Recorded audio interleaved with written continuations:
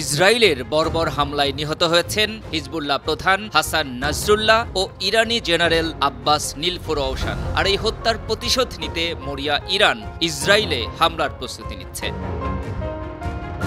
নাম প্রকাশে অনিচ্ছুক মার্কিন এক সামরিক কর্মকর্তা ইরানের এই সম্ভাব্য হামলার বিষয়টি মার্কিন সংবাদ মাধ্যম সিএনএনকে জানিয়েছেন।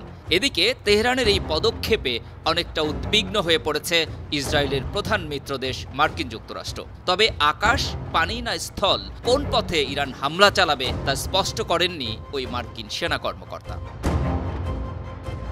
লেবাননে হিজবুল্লাহ নেতা নাসরুল্লাহ ও ইরানের কুদস ফোর্সের শীর্ষ কমান্ডার নীলফুরৌশান নিহতের একদিন পর বদলা নেয়ার হুঁশিয়ারি দেন ইরানের পররাষ্ট্রমন্ত্রী আব্বাস আরাগসি। তিনি বলেন, এই হত্যাকাণ্ড ও আগ্রাসী ইহুদি শাসনের ভয়াবহ অপরাধের জবাব না দিয়ে চুপ করে বসে থাকা হবে না।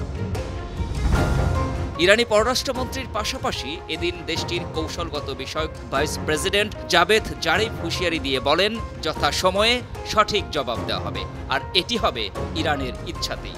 জবাব দেওয়ার সিদ্ধান্ত রাষ্ট্রের সর্বোচ্চ পর্যায় থেকে নেওয়া হচ্ছে বলেও জানান ইরানের সাবেক পররাষ্ট্রমন্ত্রী।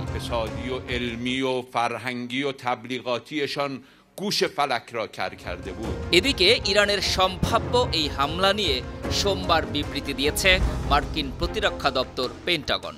ওই বিবৃতিতে বলা হয়, সুযোগের সদ্ব্যবহার করে ইরান দেশটির সহযোগী ও প্রতিরোধ যোদ্ধাদের মাধ্যমে মধ্যপ্রাচ্যে থাকা আমেরিকান ও তাদের স্বার্থের উপর আঘাত হানার চেষ্টা করছে। ইরানের এই হামলা ঠেকাতে মার্কিন যুক্তরাষ্ট্র সব ধরনের প্রয়োজনীয় ব্যবস্থা নেবে। পাশাপাশি মধ্যপ্রাচ্যে অতিরিক্ত সেনা ও বিমান পাঠানোর বিষয়টিও এদিন জানায় মার্কিন পররাষ্ট্র দপ্তরের মুখপাত্র মেজর জেনারেল প্যাট রাইডার। গেল এপ্রিলে ইসরায়েলি হামলায় সিরিয়ার রাজধানী দামেস্কে ইরানের রেভলিউশনারি গার্ডের 2 শীর্ষ জেনারেল সহ নিহত হন 7 জন।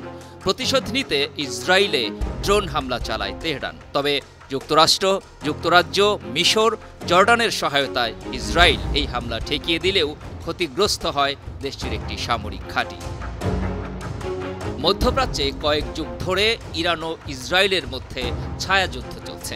সম্প্রতি ইরান সমর্থিত লেবাননের প্রতিরোধ যোদ্ধা হিজবুল্লাহর উপর ইসরায়েল হামলা শুরু করলে পরিস্থিতির মারাত্মক অবনতি ঘটে। আন্তর্জাতিক ডেস্ক, 52 টিভি।